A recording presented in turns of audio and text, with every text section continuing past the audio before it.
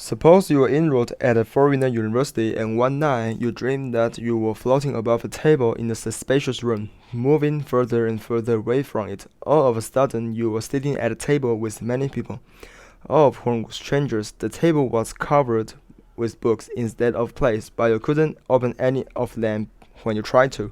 No sooner had this happened than out of nowhere a dog came running in and started barking.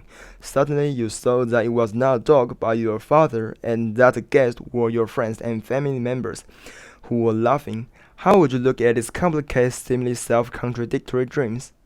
According to Sigmund Freud, dreams are more than a collection of meaningless or ridiculous events or images. They may in fact represent emotions and desire deep in your mind. Freud was a renowned psychologist in Virginia, Australia. In early 20th centuries, he treated patients with psychological problems by simply letting them talk to him about anything that was bothering them.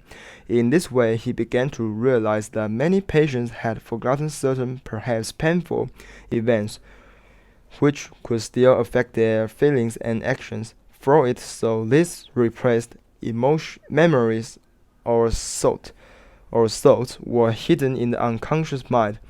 They were altered or disguised when they appear in our actual dreams at night so that we could continue to sleep without being disturbed. Otherwise, when confronted by the memories or thoughts, we will become distressed and soon wake up. Thus, dreams fundamentally act as the guardian of sleep.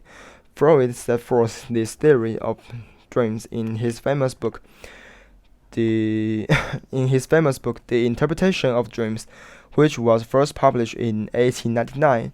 How are our memories and ideas actually transformed in our dreams? Freud, in his book, mentioned a few very important mechanisms. One of them is condensation, by which or two more unrelated or even contradictory dream thoughts are combined to form one single element. Take the dream in first paragraph for example. The scenes of yourself floating above a table may become combination or condensation of your anxiety about going far away from home, about your anxiety going of your anxiety going about of your anxiety about going far away from home, of your anxiety going up about your anxiety about going far away from home, and your sense of newfound freedom and power. The two different senses of sitting at a table could be explained as a condensation of opposite feelings about your friends and your family. They might become strangers to you when you go away, but on the other hand, they will still be very close to you.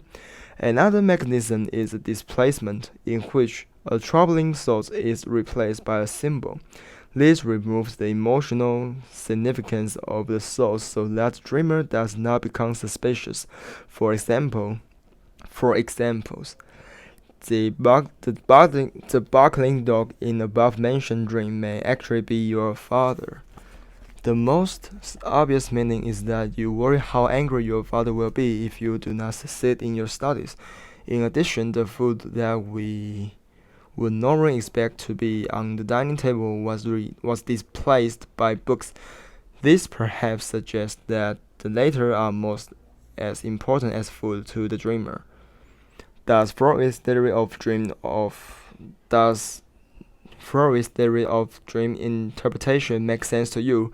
Perhaps you may try to take a close look at some of your dreams in order to attain a deeper understanding of yourself and your hidden or unconscious feelings. At the point Pope said,